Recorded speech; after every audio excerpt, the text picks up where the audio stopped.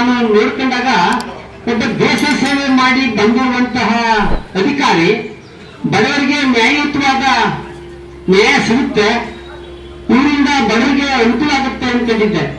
ಆದ್ರೆ ಇವರು ಮಾಡ್ತಾ ಇರೋದೆಲ್ಲ ಭ್ರಷ್ಟರಿಗೆ, ಈ ಖಾಸಗಿ ವ್ಯಕ್ತಿಗಳಿಗೆ ಮಾಡ್ತಾ ಇದ್ದಾರೆ. ಉದಾಹರಣೆಗೆ ಒಂದೇ ಒಂದು ಉದಾಹರಣೆ ಕೊಡ್ತೀನಿ. ನಮ್ಗೆ ಒಂದು ಅರಣ್ಯ ಸಂಪತ್ತು, ಜಲ ಸಂಪತ್ತು ಮತ್ತು ಈ ಭೌಗೋಳಿಕವಾಗಿ ವಿಸ್ತೀರ್ಣವಾಗಿರುವಂತ ಜಾಗ. ಈ ನಮ್ಮಲ್ಲಿ ಅಕ್ರಮವಾಗಿ ರೆಸಾರ್ಟ್ಗಳನ್ನ ಮಾಡಿದ್ರು.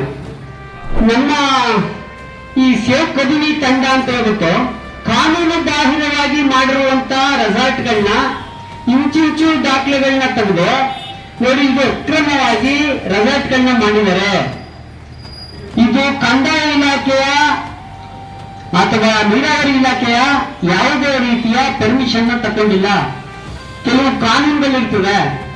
ಒಬ್ಬ ಸಣ್ಣ ರೈತ ಒಂದು ಭೂಮಿನಲ್ಲಿ ಮನೆ ಕಟ್ಟಿ ಅದಕ್ಕೆ ಕರೆಂಟ್ ಬಿಲ್ ತಕೊಳ್ಳಿಕ್ಕೆ ಎನ್ಒಸಿ ಕೇಳಿದ್ರೆ ಗ್ರಾಮ ಪಂಚಾಯತಿಯವರು ರೆವಿನ್ಯೂ ಲ್ಯಾಂಡ್ ನಾವು ಕೊಡಕ್ ಬರಲ್ಲ, ನೀವು ಕಂದಾಯ ಇಲಾಖೆಗೆ ಹೋಗಿ ಅಂತಾರೆ. ಕಂದಾಯ ಇಲಾಖೆಗೆ ಬಂದ್ರೆ ಎಲ್ಲ ಅವ್ರಿಗೆ ವಹಿಸ್ಬಿಡ್ತೀರಿ, ಅಲ್ಲಿ ಹೋಗಿ ಅಂತ ಹೇಳ್ತಾರೆ. ಹಂಗಾಗಿ ಒಂದು ಅಕ್ರಮವಾಗಿ ಬೆಂಗಳೂರು ಸರ್ವೆ ನಂಬರ್ 23ರಲ್ಲಿ ಸಾವಿರಾರು ಕೋಟಿ ಬೆಲೆ ಬಾಳ್ತಕ್ಕಂಥ ಕಟ್ಟಡಗಳನ್ನ ಅಕ್ರಮವಾಗಿ ನಿರ್ಮಿಸಿದ್ದಾರೆ. ಅಕ್ರಮವಾಗಿ ನಿರ್ಮಿಸಿರೋ ವಿಚಾರನ ಒಬ್ಬ ಕುರಿ ಮೇಸ ಮನುಷ್ಯನಿಗೆ ಹೇಳಿದ್ರು ಆ ವಿಚಾರ ಗೊತ್ತಾಗುತ್ತೆ. ಈ IAS KS ಮಾಡಿರೋರಿಗೆ ಯಾಕೆ ಗೊತ್ತಾಗ್ತಾ ಇಲ್ಲ? ಆ ತಡೆಗೋಡೆ ಕಟ್ಟಿದ್ದಾರೆ, ನೀರಾವರಿ ಒಳಗಡೆ ತಡೆಗೋಡೆ ಕಟ್ಕೊಂಡಿದ್ದಾರೆ. ಅದು ದರ್ಖಾಸ್ತು ಜಮೀನು, ಅದು ದುರಸ್ತ ಆಗಿಲ್ಲ. ಒಂದು ಅಗ್ರಿಮೆಂಟ್ಗೆ ಸಾವಿರಾರು ಕೋಟಿ ಬಂಡವಾಳ ಹಾಕಿ ಆ ಬಿಲ್ಡಿಂಗ್ ನ ತಲೆ ಎತ್ತಿದೆ. ಅಟ್ಲೀಸ್ಟ್ ಸ್ಥಳೀಯ ಸರ್ಕಾರ ಇದೆ, ಗ್ರಾಮ ಪಂಚಾಯತಿ. ಆ ಗ್ರಾಮ ಪಂಚಾಯತಿನಲ್ಲೂ ಸುಧಾ ಇವರು ಯಾವುದೇ ರೀತಿಯ ಪರವಾನಗಿ ಪಡೆದಿಲ್ಲ. ಆದ್ರೆ ಇಲಾಖೆಯವರು ಏನ್ ಮಾಡ್ತಾರೆ? ಕಂದಾಯ ಇಲಾಖೆ ಇರ್ಬೋದು, ಅರಣ್ಯ ಇಲಾಖೆ ಇರ್ಬೋದು, ಅಥವಾ ನೀರಾವರಿ ಇಲಾಖೆ ಇರ್ಬೋದು, ವೈಲೇಷನ್ ಮಾಡಿ ಕಟ್ಟಡಗಳನ್ನು ಕಟ್ತಾ ಇದಾರಲ್ಲ, ಇವರೆಲ್ಲ ಅವರ ಚಮಚಗಳಂಗಾದ್ರೆ ಅವ್ರ ಎಷ್ಟೆಷ್ಟು ಕೋಟಿನ ಇಸ್ಕೊಂಡಿದ್ದಾರೆ. ನಾನೊಂದು ಅಕ್ರಮ ಕಟ್ಟಡ ಮಾಡಿದ್ರೆ ಗ್ರಾಮದ ಒಳಗಡೆ ಲೈಸೆನ್ಸ್ ಇದೆಯಾ, 2,500 ಲೈಸೆನ್ಸ್ ಕಟ್ಟು, ನೀನು ಕಟ್ಟಡ ಕಟ್ಟು ಅಂತ ಒಂದು ನೋಟಿಸ್ ಇಶ್ಯೂ ಮಾಡ್ತಾರೆ. ಇವ್ರಿಗೆ ಯಾಕೆ ಯಾವುದೇ ರೀತಿಯ ನೋಟಿಸ್ಗಳನ್ನ ಇಶ್ಯೂ ಮಾಡಿಲ್ಲ? ಸಾವಿರಾರು ಕೋಟಿ ಆ ಕಾಂಪ್ಲೆಕ್ಸ್ ಗಳು ನೋಡಿದ್ರೆ ಯಾವ ಮೈಸೂರು ಸಿಟಿವರೆಗೂ ಇಲ್ಲ, ಆ ಮಟ್ಟದಲ್ಲಿ ಮಾಡಿದ್ದಾರೆ. ಈ ಅವಿವೇಕಿಗಳು ಅಥವಾ ವಿವೇಕಿಗಳು ಅಂತ ಹೇಳ್ಬೇಕು. ಜೊತೆಗೆ ಉನ್ನತ ಹುದ್ದೆಯಲ್ಲಿರ್ತಕ್ಕಂಥ ಪೊಲೀಸ್ ಇಲಾಖೆಯ ಅಧಿಕಾರಿಗೆ ನಾವು 1917ರಲ್ಲಿ ಮನವಿ ಮಾಡ್ತೀವಿ, 2017ರಲ್ಲಿ ಮನವಿ ಮಾಡ್ತೀವಿ. ಇದೇ ನಮ್ಮ ಪೊಲೀಸ್ ಸ್ಟೇಷನ್ ಮುಂದೆನೆ ನೋಡಿ ಸರ್, ಬಡವರಿಗೆ ಕೆಲಸ ಕೊಡ್ತೀವಿ ಅಂದ್ಬಿಟ್ಟು ಯಾರೋ ಒಬ್ಬ ಆಂಧ್ರದವ್ರು ತಂದು ಫ್ಯಾಕ್ಟ್ರಿ ಮಾಡ್ತೀನಿ, ನಿಮ್ಮ ಕುಟುಂಬಗಳಿಗೆಲ್ಲ ಕೆಲಸ ಕೊಡ್ತೀನಿ ಅಂತ ಹೇಳ್ಬಿಟ್ಟು ಒಂದು 52 ಎಕರೆ ಜಮೀನು ತಗೊಂಡಿದ್ದಾನೆ. ಈಗ ಏಕಾಏಕಿ 5 ವರ್ಷ ಬಿಟ್ಟು ಬಂದು ಗಣಿಗಾರಿಕೆ ಮಾಡ್ಲಿಕ್ಕೆ ಪ್ರಾರಂಭ ಮಾಡಿದ್ದೇನೆ. ನಾವೆಲ್ಲ ಗಲಾಟೆ ಮಾಡಿದೀವಿ, ಗಣಿಗಾರಿಕೆ ಮಾಡ್ಲಿಕ್ಕೆ ಅವಕಾಶ ಕೊಡಲ್ಲ, ನೀನು ಫ್ಯಾಕ್ಟ್ರಿ ಮಾಡಿ ನಿಮ್ಗೆ ಕೆಲಸ ಕೊಡ್ತೀನಿ ಅನ್ನೋ ಉದ್ದೇಶದಿಂದ ಮಾತ್ರ ನಿಮಗೆ ಜಮೀನು ಕೊಡ್ರಿ ಅಂದ್ಬಿಟ್ಟು ನಾವು ತಡೆ ಹಿಡಿತೀವಿ. ಆದ್ರೂ ದೌರ್ಜನ್ಯ ಮಾಡ್ತಾರೆ. ದೌರ್ಜನ್ಯ ಮಾಡಿದಾಗ ಖಾಸಗಿ ವ್ಯಕ್ತಿಗಳು ಬಂದು ಪೊಲೀಸ್ ಇಲಾಖೆಗೆ ಬಂದು ನಾವು ಎಷ್ಟು ಅವ್ರಿಗೆ ಕಂಪ್ಲೇಂಟ್ ಮಾಡ್ತೀವಿ. ಅವರು ಎಷ್ಟು ರೈತರಿಗೆ ಮನಸ್ಸಿಗೆ ಇಡಿಸುವ ತರದಲ್ಲಿ ಭಾಷಣ ಮಾಡ್ತಾರೆ ಅಂದ್ರೆ, ನಮ್ಮ HD ಕೋಟೆ ಜಮೀನ HD ಕೋಟೆ ರೈತರೇ ಹೋಗ್ಬೇಕು, ಬೇರೆ ಯಾವನೋ ಎಲ್ಲಿಂದನೋ ಏನೋ ಬಂದು ಮಾಡ್ಲಿಕ್ಕೆ ನಾವು ಅವಕಾಶ ಕೊಡಲ್ಲ, ಇದಕ್ಕೆ ನಾನು ಆಸ್ಪದ ಕೊಡಲ್ಲ, ನಮ್ದು ಲಾಜಿಕ್ ಇದೆ ಅಂತ ಹೇಳ್ಬಿಟ್ಟು ಇಲ್ಲಿ ಯಾವುದೇ ರೀತಿಯ ಕ್ರಮ ತಗೊಳ್ದೇನೆ ಫೆನ್ಸ್ ಮಾಡ್ಬಿಡತ್ತಾಗ. ಅಕ್ರಮವಾಗಿ ಬೇನಾಮಿ ಹೆಸರಿನಲ್ಲಿ ಫೆನ್ಸ್ ಮಾಡಿದ್ರೆ ಯಾರು?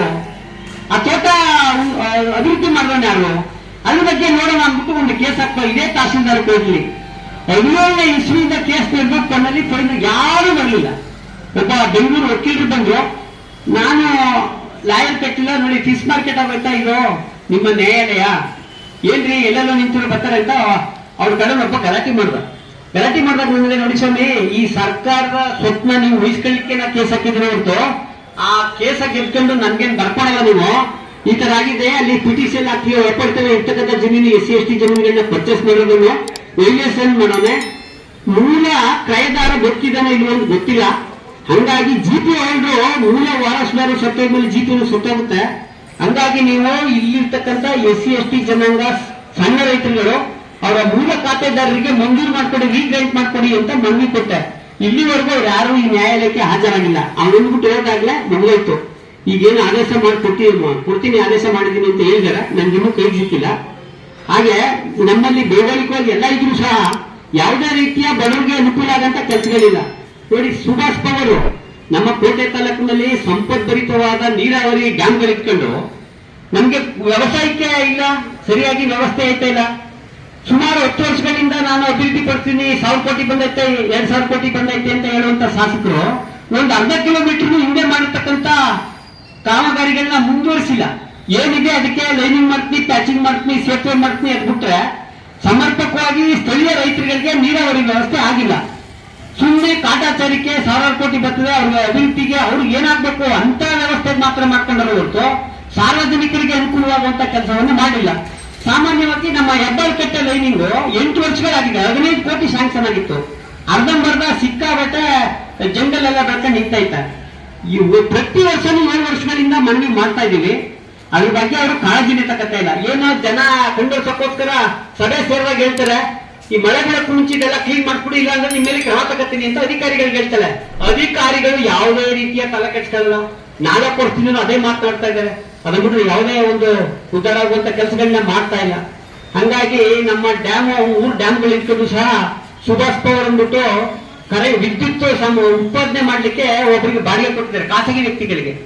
ಆ ಖಾಸಗಿ ವ್ಯಕ್ತಿಗಳಿಗೆ ಬಾಡಿಗೆ ಕೊಟ್ಟಂತ ನಮ್ಮ ಸರ್ಕಾರದವರು ಆ ಜಾಗದ ಮೇಲೆ 150 ಕೋಟಿ ಸಾಲ ಪಡೆದಿದ್ದಾರೆ. ಅವನ ಅವಧಿ ಮುಗಿತಾ ಬರ್ತಾ ಇದೆ. ಅವನೇನಾದ್ರೂ ಒಂದು ಗಂಟು ಮುಟ್ಟೆ ಕಟ್ಕೊಂಡು ಹೋದ್ರೆ ನಮ್ಮ ತಾಲೂಕಿನ ಆಸ್ತಿ ಮೇಲೆ 150 ಕೋಟಿ ಸಾಲನ ತೀರ್ಸೋರು ಯಾರು ಅಂತ ನಾವು ಮನವಿ ಕೊಟ್ಟಾಗ ನೋಡಿ, ಕಾಟಾಚಾರಕ್ಕೆ 12 ಗಂಟೆ ರಾತ್ರಿ RTC ಬದಲಾಗುತ್ತೆ. ಬ್ಯಾಂಕಿಗೆ ದುಡ್ಡು ಹೋಗಿದೆಯೋ ಇಲ್ವೋ ಗೊತ್ತಿಲ್ಲ. ಸಬ್ ರಿಜಿಸ್ಟರ್, ಈ ತಹಸೀಲ್ದಾರು ಮತ್ತೆ ಸರ್ವರ್ ತಹಸೀಲ್ದಾರ್ ಎಲ್ಲ ಸೇರ್ಕೊಂಡು ಸರ್ವರ್ನಲ್ಲಿ ಸಬ್ ರಿಜಿಸ್ಟರ್ ತಹಸೀಲ್ದಾರ್ ಕಚೇರಿಗೆ ಹೋಗಬೇಕಂದ್ರೆ ಏನು ಅರ್ಥ? 12 ಗಂಟೆ ರಾತ್ರಿಯಲ್ಲಿ ಈ RTC ನಲ್ಲಿ ಇರ್ತಕ್ಕಂಥ ಋಣಕಾಲನ್ನ ಚೆಕ್ ಮಾಡ್ತಾರೆ. ಮತ್ತೆ ಅದು ಕಾವೇರಿ ನೀರಾವರಿ ನಿಗಮ ಅಂತ ಇರ್ತದೆ. ಈಗೇನ್ ಮಾಡಿದ್ರೆ ಕಡಿಮೆ ಆಸ್ತಿ ಅಂದ್ಬಿಟ್ಟು ಮಾಡೋರು. ಹಂಗಾಗಿ ಭ್ರಷ್ಟಾಚಾರ ತುಂಬಿ ತೊಳಕಾಡ್ತಾ ಇದೆ. ಇದಕ್ಕೆ ಸಂಬಂಧಪಟ್ಟಂತ ಮೇಲಧಿಕಾರಿಗಳು ಸಮಗ್ರ ತನಿಖೆ ಮಾಡಿ ಈ 150 ಕೋಟಿ ಹಗರಣ ಇರ್ಬೋದು ಅಥವಾ ಭೂಮಾಫಿಯಾ ಇರ್ಬೋದು, ಇವೆಲ್ಲನೂ ಸಮಗ್ರವಾಗಿ ತನಿಖೆ ಮಾಡಿ ಈ ತಾಲೂಕಿನ ಬಡ ಜನತೆಗೆ ಅನುಕೂಲ ಮಾಡ್ಕೊಂಡು